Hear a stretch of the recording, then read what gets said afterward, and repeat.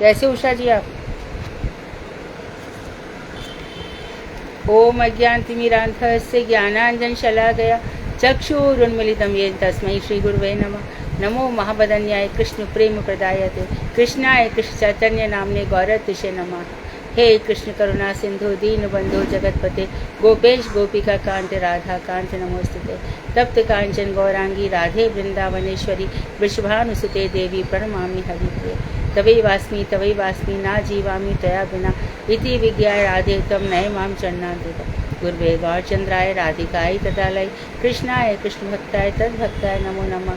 वांशाकल्पतरुभ्यश्च कृपा सिन्धुभ्येव च पतितानां पावनेभ्यो वैष्णवेभ्यो नमो नमः।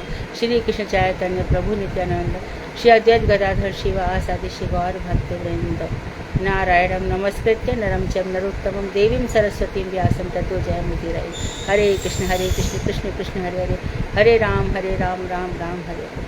मैं सर्वप्रथम मध्य गुरुपाद में पद्म परमाराध्य त्रिनेत्र प्रविष्ट ओम विष्णुपाद अष्टोत्तरशत श्रीमद् भक्ति वेदांत श्री राधा गोस्वामी महाराज मुझे शिक्षा गुरुपाद में पद्म परमाराध्यतम अष्टोत्तरशत श्रीमद् भक्ति वेदांत श्री बावन गोसाई महाराज के अभय चरणार बिंद में अनंत कोटि दंडवत प्रणाम कर उनकी ऐति कृपा की वांछा करती हूँ। मैं ग्रंथराज मरीषि मद्भागवत मरीषि महाराज तदय रचयिता ओम विष्णुपाद सच्चन श्री भक्ति विनोद ठाकुर के चरणार बिंद में अनंत कोटि दंडवत प्रणाम ज्ञापन कर उनकी ऐति कृपा की भिक्षा करती हूँ। मैं उपस्थित वैष्णव सभी के लिए यथायोग्य बंधन अभिवंदन नंबर प्रणाम करती हूँ। तो शक्ति तो चलते चलते हमने भगवान की बहुत सारी चीज़ें सीखी, बहुत सारी चीज़ें हमें बता दी गई और हम ये भी सीख गए हम भी भगवान की शक्ति के अंश ही हैं, हम कुछ अलग थोड़ी है।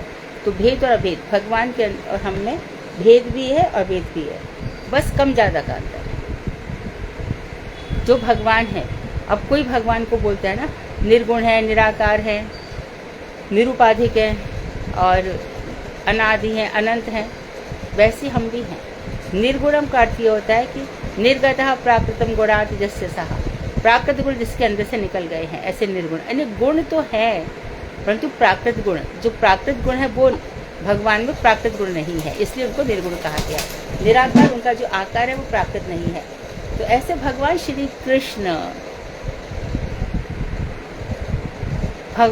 कृष्ण हमारे साथ पुरंजन उपाख्यान में बताया ना, अविज्ञात नाम का सखा हमेशा ही रहता है हमारे हृदय में अंतर्यामी रूप में, हम उसको भूल जाते हैं।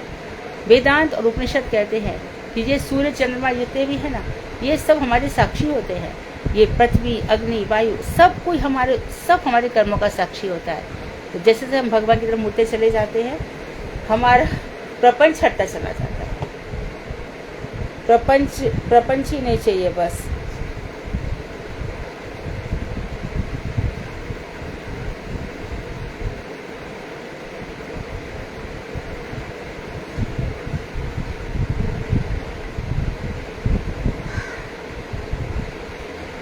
आज श्लोक कौन सा है? हाँ 43 है, श्लोक 43 पेज 97 पंचम किरण। तो इसमें सुखदेव गोस्वामी जब मैया के बीटिका के गर्भ से निकल करके भाग चले, रुके ही नहीं तो ब्याजी पीछे पीछे चले। रुक जा पुत्र, तिष्ठ पुत्र, रुक जाओ बेटे रुक जाओ। तो उनकी चेतना इतनी व्याप्त हो गई, कैसे? जैसे कि जगन्नाथ दास बाबा जी महाराज के नवद्वीप धाम में जाओ तो वहाँ उनकी चेतना इतनी व्याप्त हो गई कि पेड़ पौधे से भी जय निताई, जय हरि, जय निताई, जय गौर, जय निताई, जय गौर, ऐसे आवाजें निकला करती थी। गोकुलानंद जी मंदिर में भी अभी बंद हो गई है, हमने भी सुनी थी, पहले हरे कृष्ण ये आवाज गूंजती रहती थी। अच्छा, ये लोग जो आचार्य लोग इतना भजन करते हैं ना, ये सब करते हैं, जरूरी नहीं है कि ये नित्य धाम गोलोक में भी एक ही रूप में है। ये सब यहाँ भी रहते हैं, गौरांग महाप्रभु के पास भी रहते हैं और मंजरी स्वरूप में भी रहते हैं। इस जगत में उनको भजन करने में बड़ा आनंद आता है। हरे कृष्ण महामंत्र का जो आनंद है ना, ये लेते हैं। क्या होता है, हरे कृष्ण भजते भजते हम जब हरे राम पे आ जाते हैं, अर्थात भजन इतना अधिक गहरा हो जाता है, इतना अधिक आनंदमय होता है कि जो राधा जी हैं, राधा जी के प्रति हमारी बड़ी प्रीति हो जाती है। तो इस समय जब सारे तत्व समझ लिए, ये तो भाई राय रमन संवाद में ये तो भारी छोड़ के ज्ञान मिश्रा भक्ति छोड़ो रे, कर्म मिश्रा भक्ति, आरोप सिद्धा भक्ति, ये सब छोड़ो, शांत दासी सख्य वात्सल्य छोड़ो, श्रृंगार रस की तरफ आ जाओ। तो तब हमें राधा जी नाम लेने से जो आनंद मिलता है, तब हम उस आनंद में इतने सराबोर हो जाते हैं कि संसार हमारा छूट ही जाता है। तो इस समय क्या हुआ कि सुखदेव गोस्वामी निकल गए। अब व्यास जी चाहते थे कि मैंने जो ग्रंथ लिखा है कम से कम इसको पढ़ने वाला कोई तो हो, कोई दिखाई नहीं दे रहा, तो चलो मैं अपने पुत्र को जन्म देता हूँ। पुत्र को जन्म दिया, वो आपको कथा मालूम ही होगी, शंकर जी के यहाँ पे सुन रहे थे ये सुखदेव, है ना, और वहीं पर हूँ किया, वहीं पर त्रिशूल लेकर के शंकर जी आ गए और ये बीटिका मैया के घर में घुस गए भगवान की प्रेरणा से। तो इनको फिर 4 श्लोक सुनाए गए। पहला श्लोक ये था, बराह पीड़म नटवर वपु कर्णो कर्णिकारम, भगवान श्री कृष्ण नटराज वेश हैं, उनके सौंदर्य का वर्णन किया और दूसरा वर्णन कर दिया उनके गुणों का। तो इन दोनों श्लोकों को सुन करके, छोटे छोटे 4 और भी 2 श्लोक है, इन श्लोकों को सुन करके उनके हृदय में जो सगुण साकार ये भगवान की मूर्ति जाग उठी।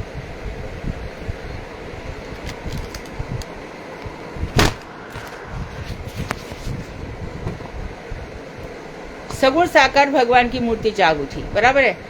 और फिर उसके बाद जो पूतना है उसके विषय में कि भगवान के गुण कैसे हैं। देखो, उनके साथ संबंध किसका है? वृष्णिवंशियों का, यानी कि मथुरा में आ गए वसुदेव का। तो ये लोग संबंध से तर गए और गोपियां भगवान के साथ काम भाव से तर गई। कंस भय से तर गया और शिशु ईर्ष्या से तर गया। तो कोई भी भाव हो उसका भगवान श्री कृष्ण से संबंध हो जाता है तो तर जाते हैं। तो यहाँ पर जो पूतना है विष लेकर आई थी, लेकिन भगवान ने उसको क्या दी? धात्री गति दी। तो यह सुनकर के सुखदेव गोस्वामी आश्चर्यचकित रह गए कि किसी भगवान की ऐसी महिमा हो सकती है क्या? तो वही श्लोक यहाँ पर कह रहे हैं, अहो वक्यम स्तनकालकूटम जिज्ञासयापाय यदुप्य साध्वी लेभे गतिम धातृचितां ततोन्यम कं वा दयालुं शरणं व्रजेम। अहो, अति आश्चर्य का विषय है कि बकासुर की बहन पूतना ने, अहो बकी, पूतना का नाम दूसरा बकी, श्री कृष्ण को जिंघासया मारने की इच्छा से असत भाव का अवलंबन कर, असत भाव का, मार तो सकती नहीं थी, जो हो ही नहीं सकता है, ऐसे भाव का अवलंबन कर स्तन पर लगे कालकूट अर्थात हलाहल विष का पान करने पर भी धात्री थाय माँ जैसी गति प्राप्त कर ली। इस पूतना ने भगवान को मारने की इच्छा से आई, इतनी सुंदर थी और इतनी सहज भाव से चली आ रही थी कि वहां पर रोहिणी देवी थी, यशोदा जी थी, उन्होंने कुछ नहीं कहा, वो बड़ी मंद मुस्कुराती छरेरी सी एकदम सुंदर सी आकर के वहां पर और बड़े बैठ करके उसको लालन को बड़े प्यार से उठाया, कोई कुछ नहीं बोला, सब उसके सौंदर्य पर ऐसे मोहित हो रहे थे। तो भैया यहाँ पर ये भी है कि पूतना अविद्या भगवान को पहचानती नहीं है और पूतना को देख करके भगवान आंख बंद कर लिए कि कौन ऐसे जहर देने वाली मैया को देखता है। भगवान जिस तरह से उद्धार किया है इसमें ये बहुत इम्पोर्टेंट है। तो उसने क्या किया, बहुत ही सहज भाव से बिल्कुल भगवान को उठा लिया अपनी गोदी में, और गोदी में उठा करके दोनों कुछ भी नहीं कह रही हैं, उठाया, बड़े हंसते हंसते उन्हें कहा ले लाला दूध पी ले। तो उसको दूध पिलाने लगी, इतनी देर में भगवान के मुंह में विष, भगवान ने आंखें बंद कर ली। और उनको तो क्या, हम कहते शंकर जी ने विष किया, यहाँ देखो छोटे से बालक ने विष पी लिया, और विष पी के इतना पी लिया, अरे मुंच माम छोड़ छोड़ छोड़, लेकिन भगवान ने उसको छोड़ा ही नहीं, उसके पूरे की पूरे प्राण निकाल लिए। तो यहाँ पर बता रहे हैं कि जो बक्की बहन थी, जो अपने स्तनों पर कालकूट विष लगाकर आई थी, भगवान ने उसका दूध पीकर भी क्या दिया, उसको धात्री गति दी। तू दूध पिलाने की इच्छा से आई है, चल तू थाय मई बन जा। भगवान ऐसा ही करते हैं। देखो सूर्पणखा आई भगवान के पास, ब्याह करना चाहती थी उनसे, तो भगवान बोले मेरे से तेरे ब्याह करने की इच्छा है, तेरे को अब मैं ऐसा बना दूंगा कि कोई भी तुझसे विवाह नहीं करेगा। लक्ष्मण इसके नाक कान काट दो। लक्ष्मण सोचे नाक कान क्यों कटवा रहे हैं, भगवान सोचे इसको विरूप बना दे रहा हूँ क्योंकि ये मेरी इच्छा कर रही है। और वही जब सूर्पणखा थी, ये आ गई कौन बनकर आई, बोलो ना, मंत्रा दीदी, मंत्रा कुब्जा, राइट। मंत्रा तो राम के समय में थी ना, कुब्जा बनकर आई। हाँ, तो कुबरी इसलिए बनकर आई कि कोई इसको ब्याह ना सके, तभी भगवान ने इसको विरूप कर दिया। और जब भगवान को अंगराग लगा दिया तो भगवान ने इसको अपने पैर से इसके पैर की एक उंगली दबाई और इसको ऐसे थोड़ी से खड़ा कर दिया। तो उस समय इसने सबसे पहले भगवान से मिलन किया। तो भागवतकारों ने 3 प्रकार की रति बना दी, कुब्जा की साधारण रति, रुक्मणी की समंजसा रति और गोपियों की सामर्थ्य रति। साधारण रति ये स्वार्थी होती है, काम भाव परक होती है, भगवान श्री कृष्ण से है तो बस। और जो समंजसा रति है जिसमें श्री कृष्ण से भी प्रेम होता है, अपने बालकों से भी प्रेम होता है। और समर्था रति में श्री कृष्ण के अतिरिक्त और किसी से प्रेम नहीं होता। फिर कह रहे हैं कि तो इसने विषपान करा दिया और धाती गति प्राप्त कर ली। अतएव श्री कृष्ण के अतिरिक्त कौन और ऐसा दयालु है जिसके शरणापन हुआ जा सकता है। कम वा दयालुम शरणम ब्रजेम। श्रीमद् गोलोक धाम की नित्य लीला भगवान की चित्त शक्ति के द्वारा यहाँ इस भौम्य लोक में प्रकट होती है। इसमें नोट्स दिए हैं कि जो गोलोक धाम में भगवान की नित्य लीला है उसको कौन प्रकट करता है, भगवान की चित्त शक्ति। इस यहाँ वृंदावन धाम में भी प्रकट कर देती है। भौम्य क्यों कहते हैं, भूमि से युक्त, भूमि से संयुक्त होने का भौम्य लोक में प्रकट होती है। कुछ गोलोकीय अष्टकालीन लीला का श्री सुखदेव गोस्वामी द्वारा वर्णन किया गया है। तो अरे भैया गोलोक अष्टकालीन, तो गोविंद लीलामृत पढ़ो, आपको बड़ा आनंद आएगा। अष्टकालीन लीला पढ़ लो, गोविंद लीलामृत सिंगट्टा भी नहीं समझ में आता है। हमको समझते अष्टकालीन लीला समझ ली, चलो प्रातः काल ठाकुर जी की निशांत लीला, उनकी मंगल आरती हो गई। उसके बाद धीरे धीरे निशांत लीला के बाद फिर जो प्रातः लीला है, मध्याह्न लीला है, अपराह्न लीला है, पूर्वाह्न लीला है, ऐसे करके जब हम लीलाओं का चिंतन करते रहते हैं, ऐसी लीलाएं हमको लगता है कि भागवत में नहीं है, परंतु भक्तिवल्लभ ठाकुर ने उसके श्लोक भी ढूंढ लिए हैं। वो कहते हैं जो भगवान की नित्य लीला भगवान की चित्त शक्ति के द्वारा यहाँ इस भौम्य वृंदावन में प्रकट होती है। तो नित्य लीला को कौन प्रकट करता है, भगवान की चित्त शक्ति। कुछ गोलों की अष्टकालीन लीला का श्री सुखदेव गोस्वामी ने यहाँ भी वर्णन किया है, जैसे कि श्रीमद् भागवत के 3 स्कंद के 2 अध्याय के 27वें श्लोक में क्या कहा है भगवान ने, परितो बस पैर्वत सांश चार्यन बहर दिबुहु यमुनोपवने कूजत दुज संकुली तांग अंग्रिय मतलब चरण। कलरव करते हुए पक्षियों से सुशोभित हरे भरे वृक्षों से परिमंडित यमुना के उपकूल मतलब किनारे पर। तो यमुना कैसी है, यहाँ पर पक्षी कलरव कर रहे हैं, बड़ी सुंदरता हो रही है और बड़े बड़े सुंदर वृक्षों से घिरी हुई है ये यमुना। इसके तट पर बसपाल मतलब बछड़ों को पालने वाले अर्थात गोप बालकों के द्वारा परिवेष्टित होकर श्री कृष्ण बछड़ों को चराते हुए विहार करते हैं। ये भगवान श्री कृष्ण की ये भी शक्तियां हैं, कैसी माधुरी शक्ति। तो पहले यमुना का सौंदर्य का वर्णन किया, यमुना का सौंदर्य का वर्णन इन्होंने भी किया गीत गोविंद में, जयदेव कवि। धीर समीरे यमुना तीरे वसती बने बनमाली। अभी तो यमुना है ना, रास्ते की कितनी सारी मिट्टी, कितना सारा कीचड़ प्रदूषित हो गई है, लेकिन किसी समय यमुना बहुत सुंदर थी, नील वर्ण था उनका। हमारे भक्ति विनोद ठाकुर के एक शिष्य हुए हैं भक्ति हृदय बन महाराज, उनका वृंदावन में कॉलेज भी था, IOP institute of oriental philosophy, मैंने संस्कृत से वहीं से MA किया था। उन्होंने एक पुस्तक लिखी है बैकुंठेरु पथ, बैकुंठ का पथ कैसा है। तो जाने लगे, इधर उधर घूमते थे, कभी तपस्या कितनी प्रकार के करते थे, लेकिन जैसे वो यमुनोत्री के पास गए तो उन्होंने लिखा है कि एक 13 वर्ष की बालिका मेरी आंखों के सामने थी, इतनी अद्भुत सुंदरी थी, और उनका नीलवर्ण था, गुलाबी सुंदर लाल होठ थे।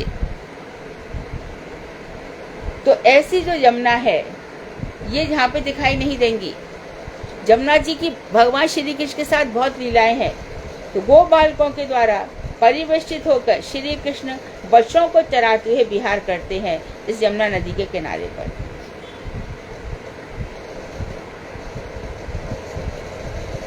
श्रीमद् भागवत 3:29 साएव गोधनम लक्ष्म्या निकेतम सीत गोवृषम चार्यनुगान गोपान रणद वेणु। गाओ, तुम लोग गाओ, कोई रमी रमत गाओगे कोई? अच्छा, आती है ट्यून?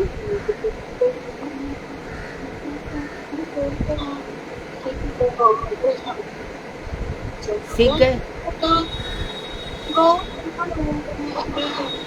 हाँ गाओ।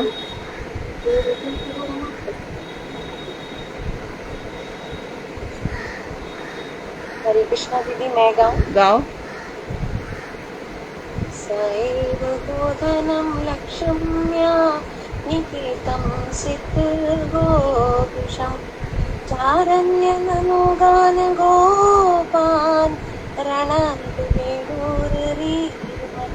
हाँ ठीक है, अच्छा है, और प्रैक्टिस करो, और प्रैक्टिस करो, बढ़िया है। ऐसे तुम लोग श्लोक गाया करो, उससे क्या होगा, वाणी पवित्र होगी और मुखार बिंदु से अच्छी अच्छी बातें निकलेंगी। ठीक है। हाँ, श्री कृष्ण लक्ष्मी की आवास भूमि है, श्री कृष्ण लक्ष्मी की आवास भूमि है, अर्थात परम शोभायमान है। यानी भगवान श्री कृष्ण, लक्ष्मी कहाँ है? यहाँ भगवान के बक्ष स्थल पर शयन करती है, भगवान की अंकशायनी है, बक्ष स्थल पर शयन करने वाली है, अर्थात परम शोभायमान है। कुछ बड़े होने पर वे श्वेत वर्ण के बैल और गैयाओं सहित अपने साथी ग्वाल बालों के संग में बांसी बजाते हुए वृंदावन में रमण या गोचारण करने लगे। फिर बड़े हो गए, पौगंड अवस्था आ गई, तो सफेद वर्ण के बैल या बैल के बछड़े कहना चाहिए, बछड़े और गैयाओं को अपने साथी ग्वाल वालों के साथ ले जाते थे और बांसी बजाते हुए वन में वृंदावन में प्रवेश करते थे। तो अब देखो, भगवान वृंदावन से जाते हैं, कुसुम बन जाते हैं, भांडिर बन जाते हैं। पहले क्या था, वृक्ष होते थे बड़े बड़े, चारों ओर फैले हुए होते थे, और भगवान डालियों के माध्यम से, जैसे हम प्लेन के माध्यम से रास्ता शॉर्टकट कर लेते हैं, इसी प्रकार भगवान वृक्ष की डालियों से रास्ता शॉर्टकट कर लेते थे। वृंदावन की भूमि संकुचित भी होती है और विस्तृत भी होती है, छोटी भी हो जाती है और भगवान की लीला के अनुसार बड़ी भी हो जाती है।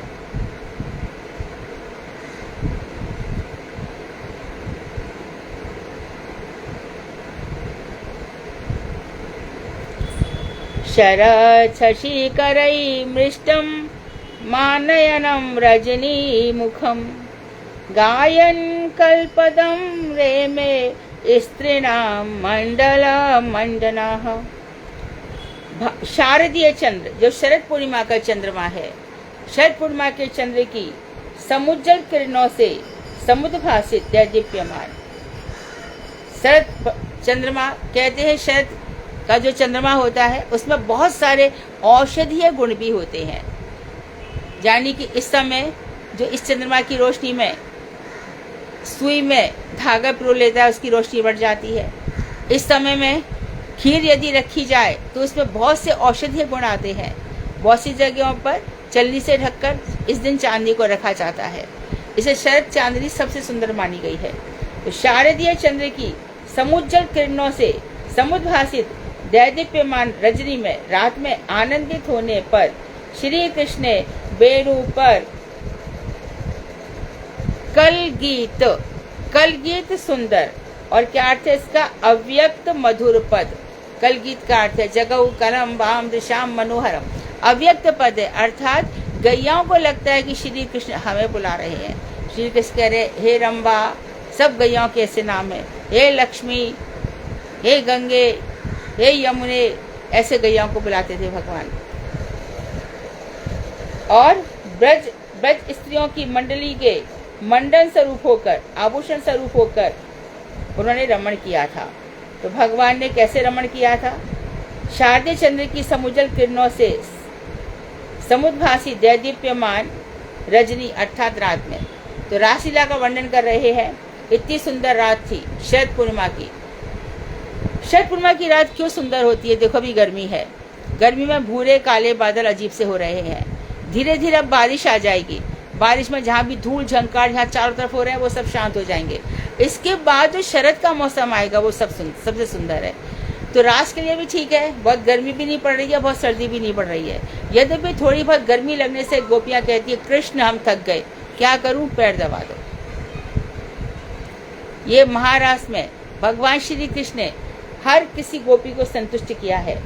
तो मधुर पद गाते हुए ब्रज लीला में जो ब्रज स्त्रियों की जो मंडली है उसके मंडन स्वरूप, आभूषण स्वरूप होकर रमण किया था।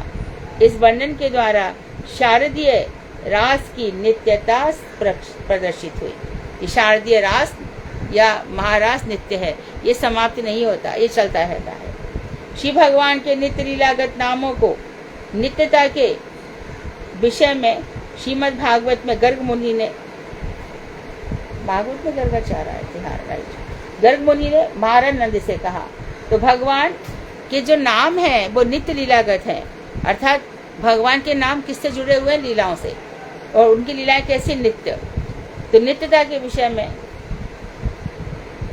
गर्गाचार्य जी कहते हैं, बहुत सुंदर बात है ये बता रहे हैं आसन, ये उन्होंने बताया था, पिपलाद मुनि किसने बताया था? आसन, गर्गाचार्य का आसन वर्णास्त्रय अस्य गृह तनु युगम तनु शुक्लो रक्त तथा पीतम इदानीम कृष्णताम गताः। भगवान के 4 युगों का वर्णन कैसे? हे नंद, आपका पुत्र प्रत्येक युग में ही अवतरित होता है। सतयुग में भी होता है, त्रेता में भी, द्वापर में भी, कलयुग में भी। पहले यह शुक्ल पक्ष था। कब? शुक्ल रंग का था सतयुग में। त्रेता में ये रक्त रंग का था। और पीत, और ये जब भी कलयुग होता है पीत गौरांग महाप्रभु का रूप धारण करके आता है। इन 3 प्रकार के वर्णों की अंग कांति को धारण कर प्रकट हुआ था। 3 प्रकार के वर्णों की अंग की कांति धारण करता है। अब इस समय द्वापर के अंत में यह कृष्ण वर्ण अर्थात तुषा वर्णम सांवली अंग कांति को धारण करके प्रकट हुआ है।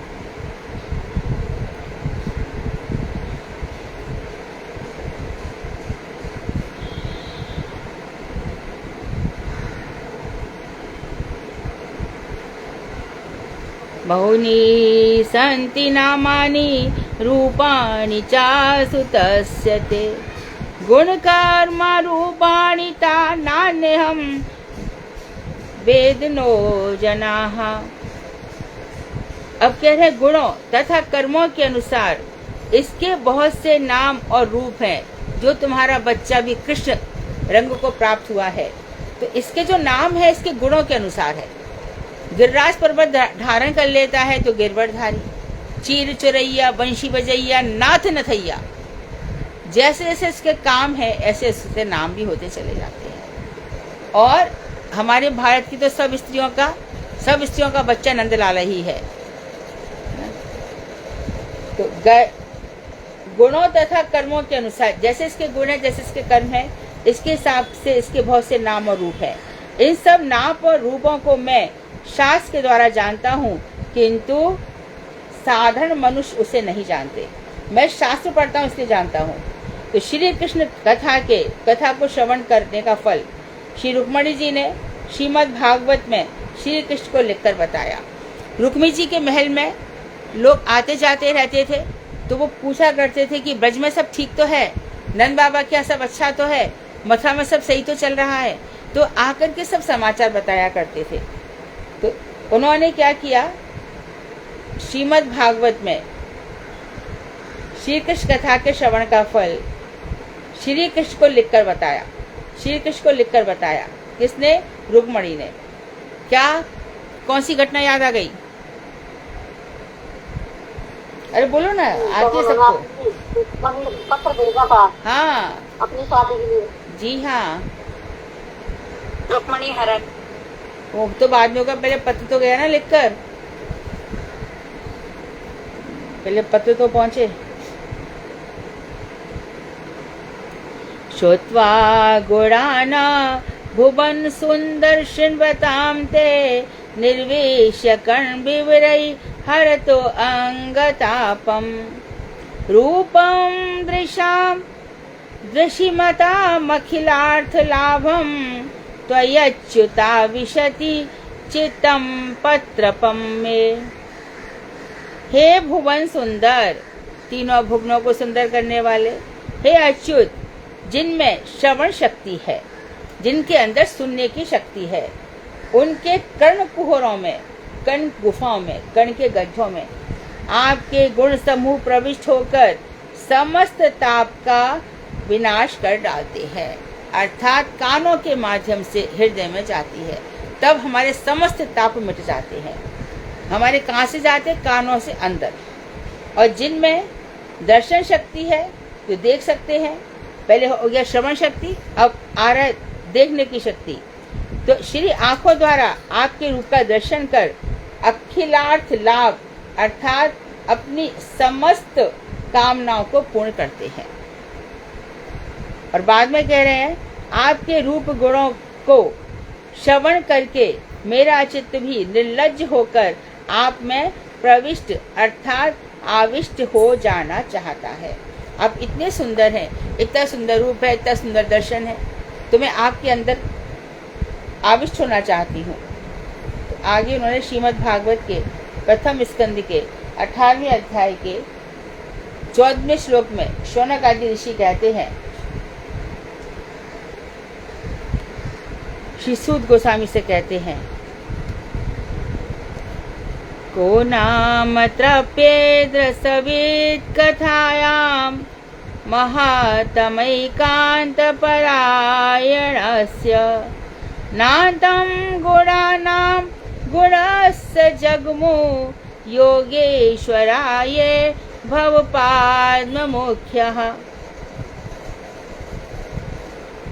महत्तम व्यक्तियों के, जो महान व्यक्ति हैं, उनके एकमात्र आश्रय श्री कृष्ण है। उनकी कथा सुनकर कौन तृप्त हो सकता है? अर्थात जितना सुनते जाते हैं उतना ही अधिक सुनने का आग्रह बढ़ता चला जाता है। ब्रह्मा, शिवादि योगेश्वर गण ये भी अगुण स्वरूप यानी निर्गुण श्री कृष्ण के गुणों का ध्यान करते करते उनकी था नहीं पाते हैं। तो इनकी था नहीं मिलती भगवान के गुणों का। कहते कि पृथ्वी पर जितने कण हैं उनको गिना जा सकता है, आँख और यहाँ पर मिला करके जितने भी तारे सितारे उनको गिना जा सकता है, परंतु भगवान के गुणों की महिमा इतनी है कि उनको कोई भी गिन नहीं सकता।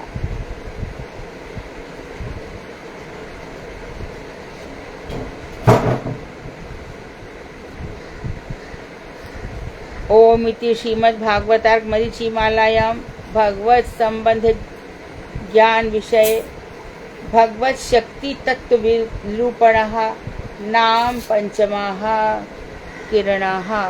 5 किरणें आपकी समाप्त हो गई और 4 के नोट्स हमारे पास तैयार हैं, है ना?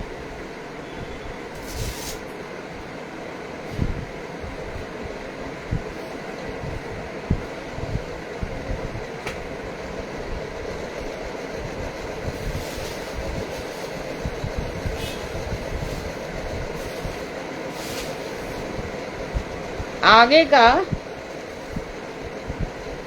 भगवत रस तत्व है।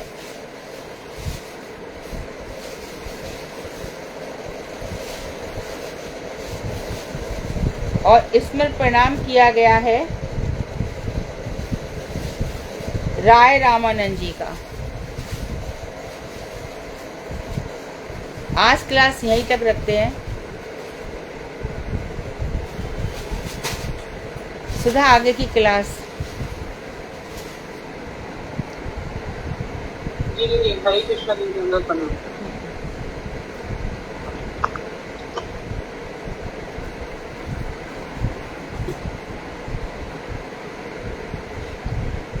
दीदी भागवत कथा हाँ, अनुराधा दीदी करेंगी। अनुराधा दीदी आप शुरू करिए प्लीज। हरे कृष्णा दीदी, अंदर प्रणाम। सभी को हरे कृष्ण। नाम श्रेष्ठं मनोऽपि सचीपुत्रमत्स्वरूपं रूपं तस्याग्रज मुरुपुरीं माधुरीं गोष्ठवाटीं राधाकुण्डं गिरिवर्महो राधिका माधवाशां प्राप्तो यस्य सतीस्तुत्या श्रीगुरुं तं नतोऽस्मि। सर्वप्रथम मैं अपनी हृदय नित्य लीला प्रविष्ट ओम विष्णुपाद अष्टोत्तरश श्री श्रीमद भक्ति वेदांत नारायण गोस्वामी महाराज एवं श्री श्रीमद भक्ति विज्ञान अनुराधा माइक रखो।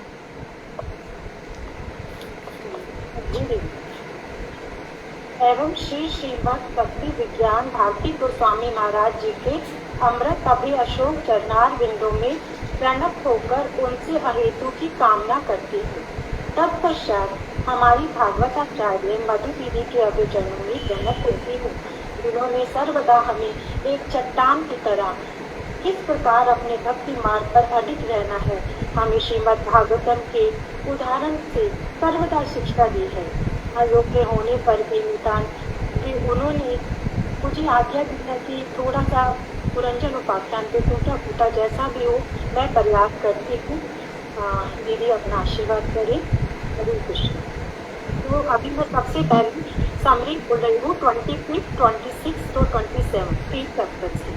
तो किस प्रकार से श्री नारद जी का प्राचीन बलि राजा को कर्म कांड में आसक्त देकर उन्होंने उसको पुरंजन उपाख्यान सुनाए। पुरंजन नामक एक महायशस्वी राजा था, जिसका एक सखा था, परंतु उसके नाम या चरित्र को कोई नहीं जानता था। वह अपने सोते की भोग योग्य वस्तु को ढूंढता हुआ एक पुरी में पहुंचा, जिसके 9 द्वार एवं समस्त वैभव से संपन्न था। वहां पर उसकी अधीश्वरी परम सुंदरी प्रमदा षोडशी से उसका मिलन हुआ। दोनों को एक दूसरे के प्रति प्रेमासक्त हुई और फिर वह उस सुंदरी के साथ वही आवास करने लगा।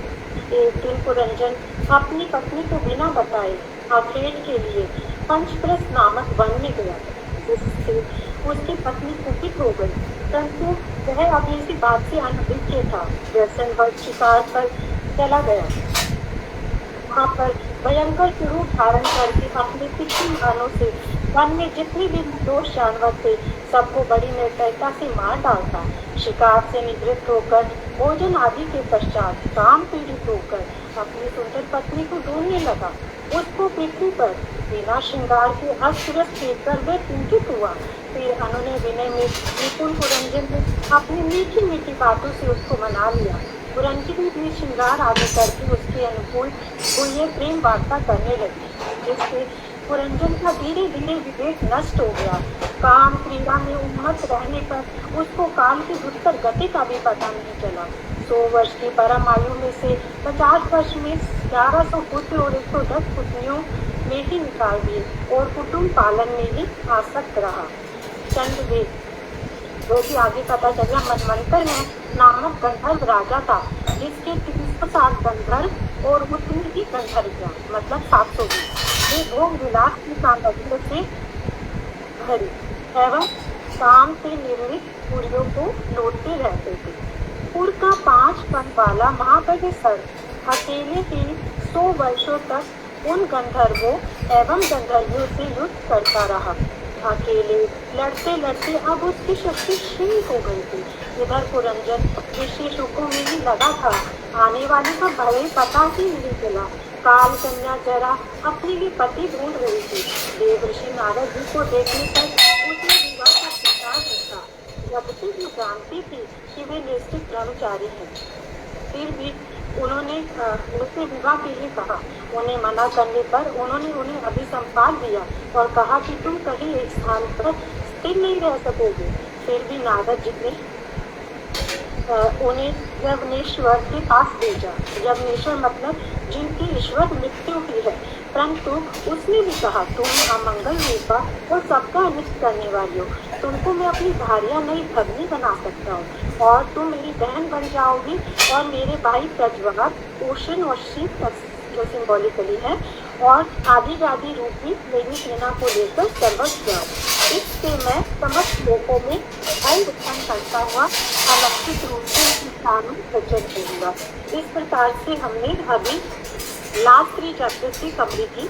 उसके बाद अभी चैप्टर है 28 फोर्थ कैंटो का, पेज नंबर है 1094।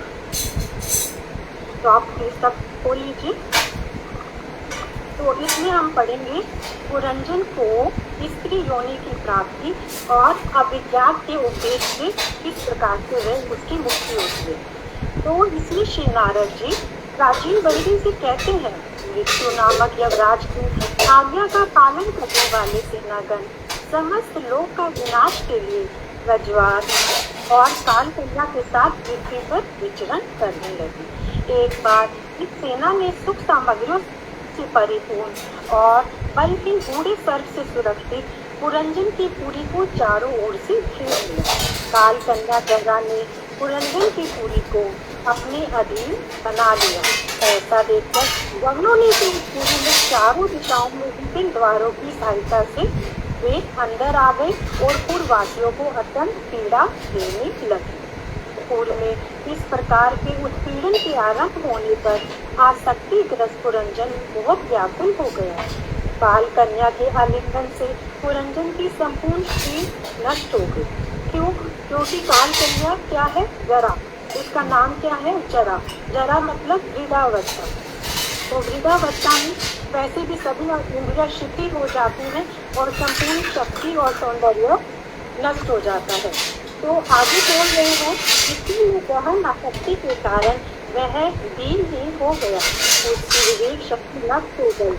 गंधर्व और यवनों ने उसका समस्त ऐश्वर्य लूट लिया। पुरंजन ने देखा कि पूरी की स्मृति नष्ट हो गई है तथा पुत्र पौत्र सेनाई सेवक सभी अब उसके प्रतिकूल हो गए हैं। अब वे उसको कोई सम्मान भी नहीं देते। पत्नी का भी प्रेम उसके प्रति नहीं रहा। काल कन्या ने उसके शरीर पर और शत्रु, कौन से शत्रु? चंडदेव और यवन ने उसके पांचाल राज्य तक अधिकार कर लिया। पुरंजन ने देखा कि काल कन्या ने जिन समस्त भोग्य विषयों के सार भाग को जो ऐसे था उसको का भोग करके सारहीन वस्तुओं को छोड़ दिया। लेकिन उसका दुर्भाग्य कैसा है, वह उन्हीं सारहीन वस्तुओं का ही भोग कर रहा है। आत्मा की लौकिक और पारलौकिक गति तथा बंधु की स्नेह ममता से वंचित होने पर भी क्योंकि उनकी पुत्र और स्त्री में आसक्ति है, उसको ये सब करना पड़ रहा है। इन भाव से युक्त राजा पुरंजन को पुरी का त्याग करने के लिए बाध्य होना पड़ा। यवन राज भय का बड़ा भाई प्रज्वार ने अपने भाई के प्रिय कार्य करने की इच्छा से समस्तपुरी में आग लगा दी, जिससे सब परिजन, सेवक, पत्नी, पुत्र आदि अत्यंत संतप्त होने लगे। अब तो पुरी के रक्षक बूढ़े साहब का भी शरीर कांपने लगा और वह पुरी में रहकर भी पुरी की रक्षा करने में असमर्थ हो गया। जिस प्रकार वृक्ष में आग लग जाने पर उसके कोटर में स्थित सांप दूसरे स्थान पर चला जाता है, उसकी भी कहीं और जाने की इच्छा थी। जब उस पुरंजन को अपनी स्त्री से बिछुड़ने का समय आया, तब मैं और मेरा का भाव रखने के कारण वह विवेक रहित हो गया।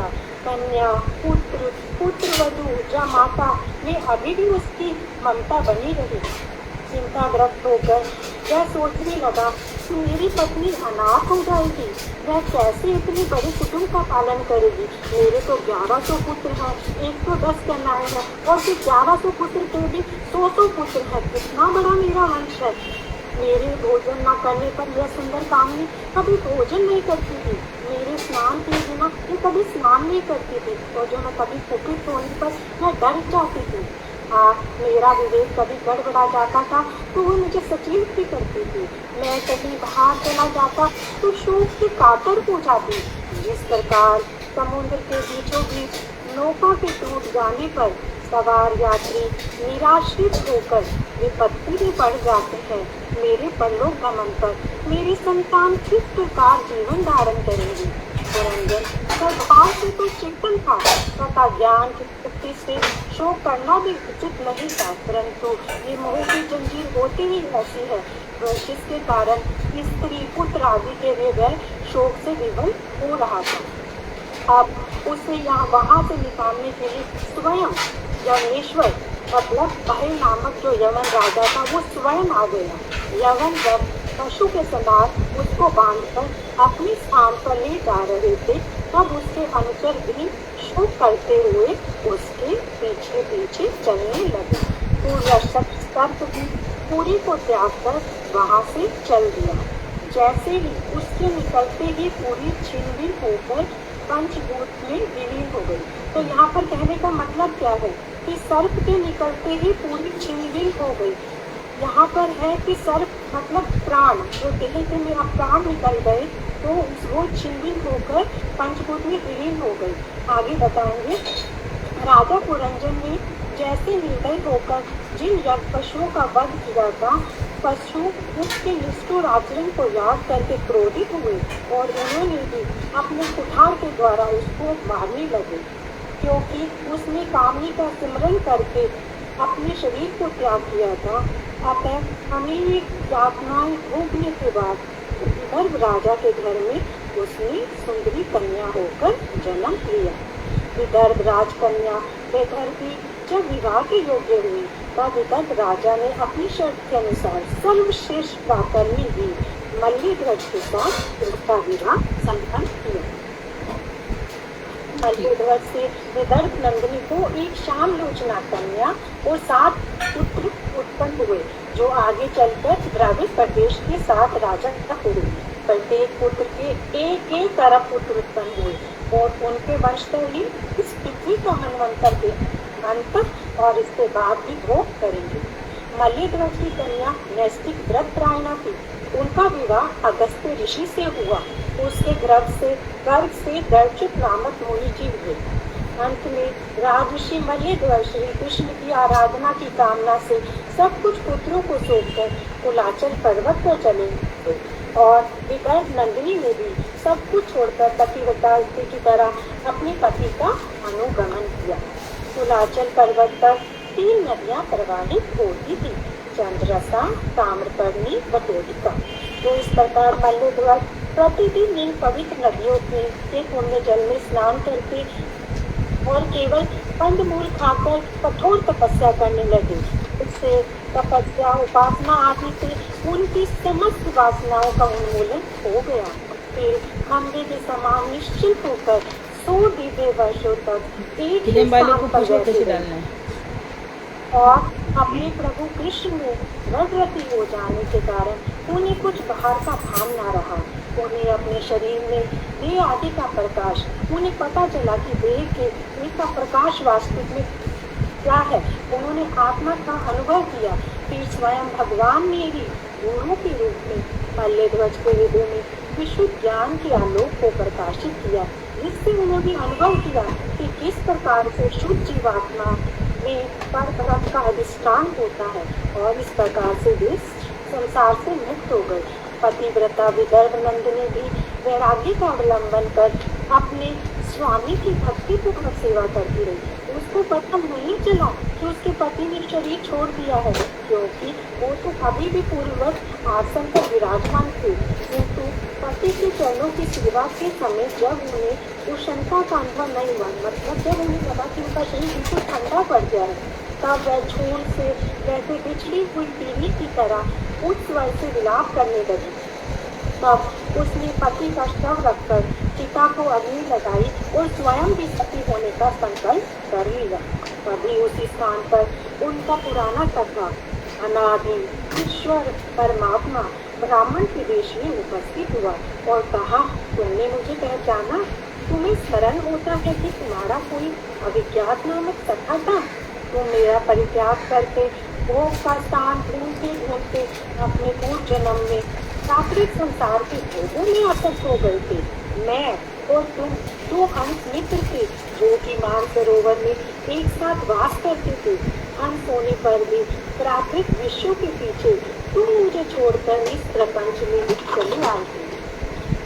और एक स्त्री के द्वारा रचित पुरी को देखा जिसमें 5 उत्पन्न, 9 द्वार, 1 रक्षक, 3 परपोते, 6 पुल, 5 बजन। अब इसको बताया है, बहुत आसान है। 5 उपवन में क्या क्या आ गए? हमारे जो भी इंद्रियों के 5 विषय, रूप, रस, गंध, शब्द, स्पर्श। तो इस प्रकार से इनको 5 उपवन से कंपैरेटिव किया, कंपैरिजन किया है। और 9 द्वार जो हम पढ़ रहे हैं, 2 नाक, 2 नासिका के क्षेत्र, 2 कान, 1 मुख और नीचे 2 बुद्धि और 1 उदर। तो इस प्रकार से, और जो एक रक्षक कौन? सर, जो कितने 100 सालों से पहले कैंडवेक से किया, जब उसकी शक्ति क्षीण होगी, लास्ट मोमेंट तक भी उस यमनेश्वर के बाद आने के बाद भी वो लड़ता रहा। तो वो 5 फन वाला सर्प कौन है? और ये 5 फन वाला सर्प हमारे प्राण है। और उसकी 5 प्रवृत्तियां कौन सी है जो हम डेली से क्लास में डेली पढ़ते हैं? प्राण, अपान, ज्ञान, उदान और समान। इस प्रकार से। और हमारे 3 परपोते कौन से हैं? तेज, जल, अग्नि। और 6 कुल कौन से हैं? मन। और उसमें 5 ज्ञान इंद्रियां, चक्षु, कर्ण, नासिका, जीवन, त्वचा। और 5 बाजार कौन से? जो हमारी 5 कर्म इंद्रियां हैं। और ये जो एक स्त्री जिन्होंने पूरी रचाई, अब ये स्त्री कौन है? स्त्री है बुद्धि अविद्या रूपी, वो ही उसकी अधीश्वरी थी। महापल्ले तक रहने वाले 5 महाभूत, पृथ्वी, जल, आकाश, वायु, अग्नि में, उसके ये जो थे वो सभी 5 उपादान कारण थे। जब जीव माया के कारण बुद्धि के वशीभूत होकर उस पूरी में प्रवेश करता है तो वह अपने आत्म स्वरूप को जान नहीं पाता। हे सखे, तुम इस देह रूपी पूरी में ऋषि बुद्धि रूपा स्त्री के द्वारा मोहित होकर विश्व में आसक्त हुए। इसी के कारण तुम अपने प्रभु को भी भूल गए। भगवत विस्मृति के कारण ही जीव की ऐसी दशा होती है। देखो, हमेशा याद रखो, तुम ना तो कभी विदर्भ राज की कन्या थी और ना ही मल्लध्वज तुम्हारे पति थे और ना ही पुरंजनी को कभी तुम पति थे। तुम जो स्वयं को कभी पुरुष मानते हो, कभी सुंदर स्त्री मानते हो और कभी नपुंसक मानते हो, इसका कारण मेरी माया है। माया मेरी ही शक्ति है। वस्तुतः मैं और तुम अर्थात भगवान और जीव दोनों की शुद्ध और चिन्मय है।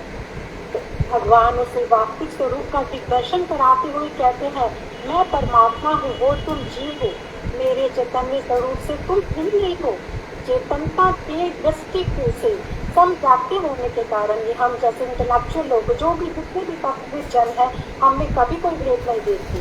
उनका उदाहरण देते हुए भगवान कहते हैं, जैसे कोई व्यक्ति निर्मल दर्पण में स्वयं को ही देखकर उसको अपने से अभिन्न देखता है, लेकिन वही कोई बाहर का आदमी देखता है, अन्य की दृष्टि अगर उससे पड़ती है तो वो एक नहीं मानता, वो उसको 2 प्रतीति मानता है, 2 व्यक्तियों की प्रतीति लगती है।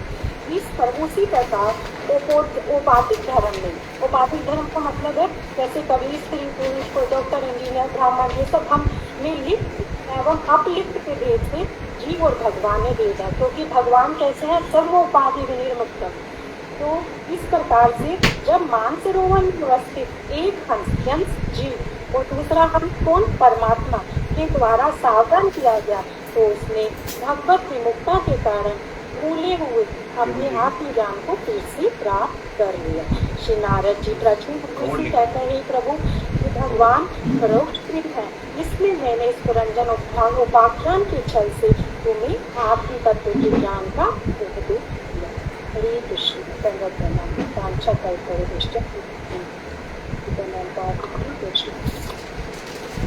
ये थोड़ा कठिन है ना?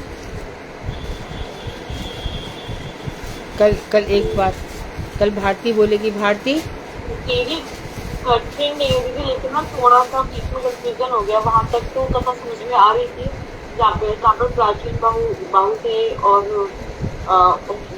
पुनर्जन्म थे। उसके बाद जब उनका जो पुनर्जन्म होगा दीदी, वहाँ से थोड़ा सा समझ में नहीं आया। कल से फिर से होगी कथा। कठिन है जी। भारती है जी। हरे कृष्ण दीदी, धन्यवाद। कल है ना शुरू का, तो 3 का सार हो ही जाएगा। अनुराधा ने भी सुना दिया आज। तुम कल चौथा और पांचवा बोलना। तैयार और पांचवा तैयार है तुम्हारा चौथा और पांचवा अध्याय पुरंजन उपाख्यान का? हाँ जी दीदी, मुझे पुरंजन उपाख्यान का तात्पर्य बोलना था, लास्ट वाला। नहीं, जो अनुराधा ने बोला है आज, तो कुछ को समझ में नहीं आया। एक उससे अगला है दीदी, क्या अगला है? उससे अगला है तात्पर्य। तो यानी कि सोमवार को भी क्लास चलेगी? नहीं, भारती दीदी, मधु दीदी ये कह रही हैं कि आप आज जो अनुराधा दीदी ने बोला उसको थोड़ा सार बताना पहले, क्योंकि कुछ लोगों को क्लैरिटी नहीं हुई है। तो चौथे का सार, थोड़ा सा सार मतलब इन द सेंस बिल्कुल सार नहीं, थोड़ा सा डिटेल में, और फिर आपका अपना पांचवा ये बोल। ठीक है ठीक है ठीक है ठीक है। दीदी आज मैं भजन गा सकती हूँ? अवश्य अवश्य अवश्य इंदु जी, अवश्य।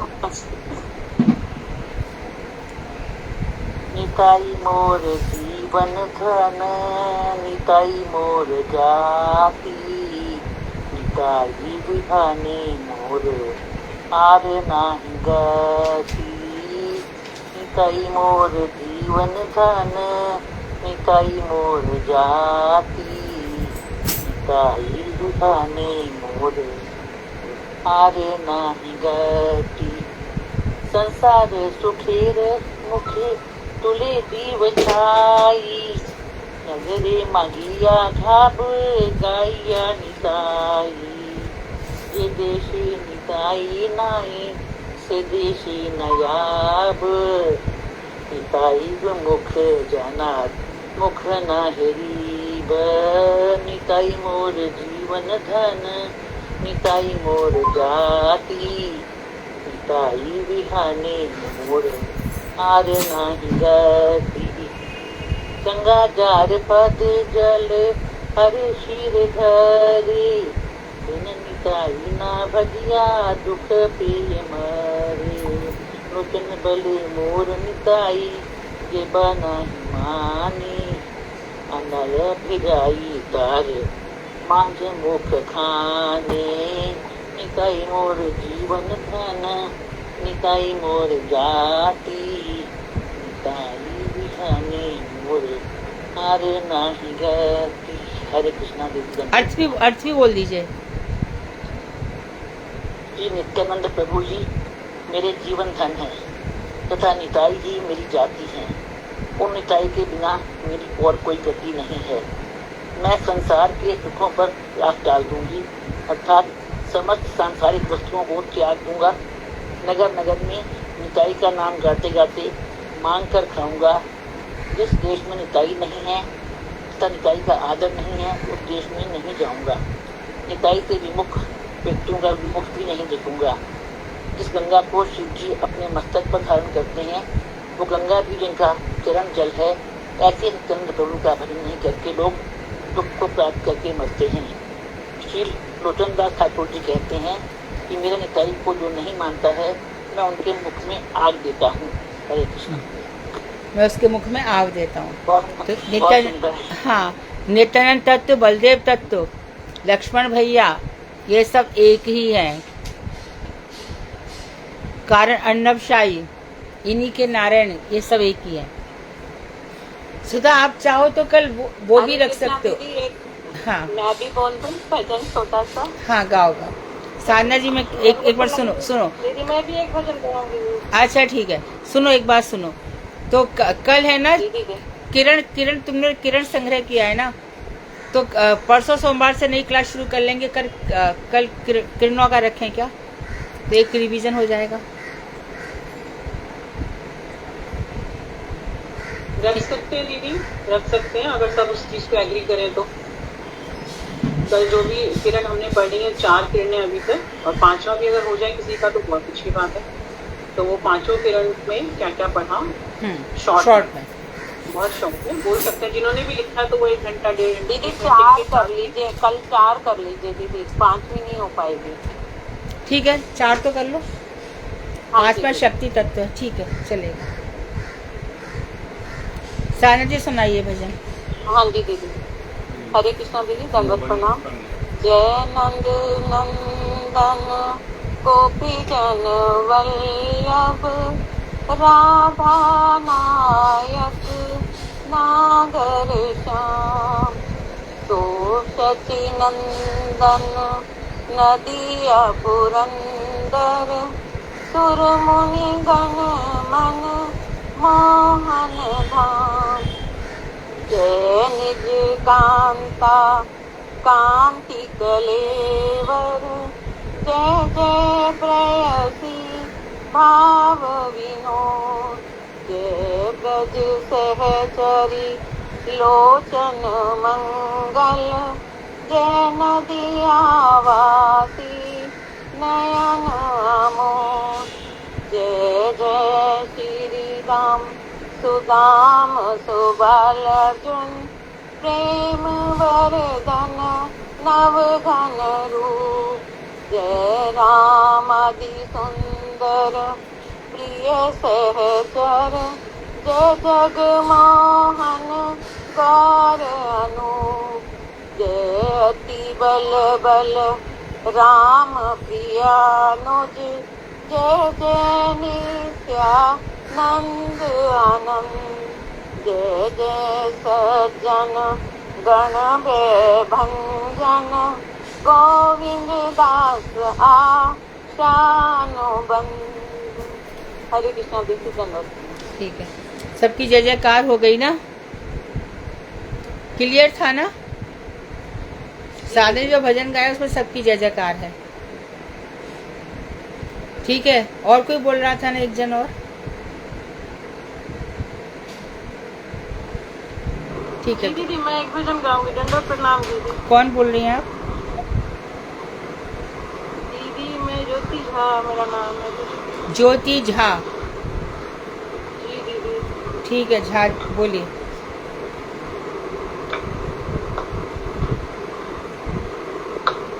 राधा कृष्ण प्राण मोरा, जुगल किशोरा।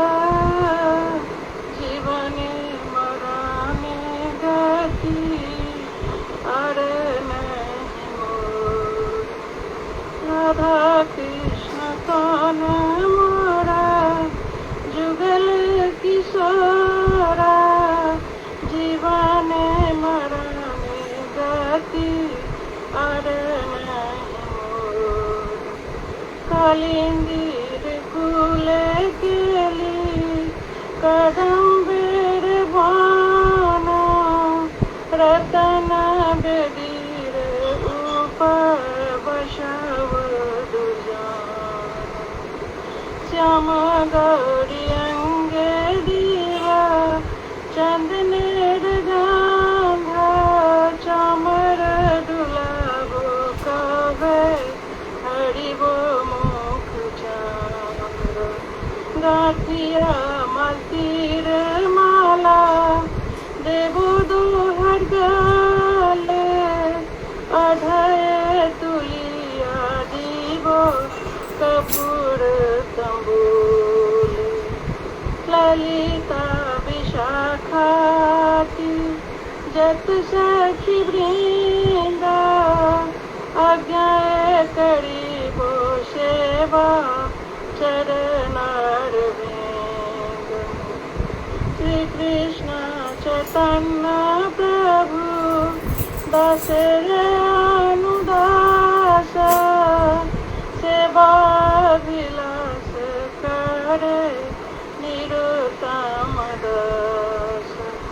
राधा कृष्ण प्राण मोरा, जुगल किशोरा। जीवन मरण गति अरे नहीं मोर। दंडवत प्रणाम दीदी। बहुत सुंदर। वांछा कल्पतरुभ्यश्च कृपा सिन्धुभ्यैव च पतितानां पावनेभ्यो वैष्णवेभ्यो नमो। हरे कृष्णा ज्योति दीदी, ज्योति झा दीदी, ज्योति झा दीदी।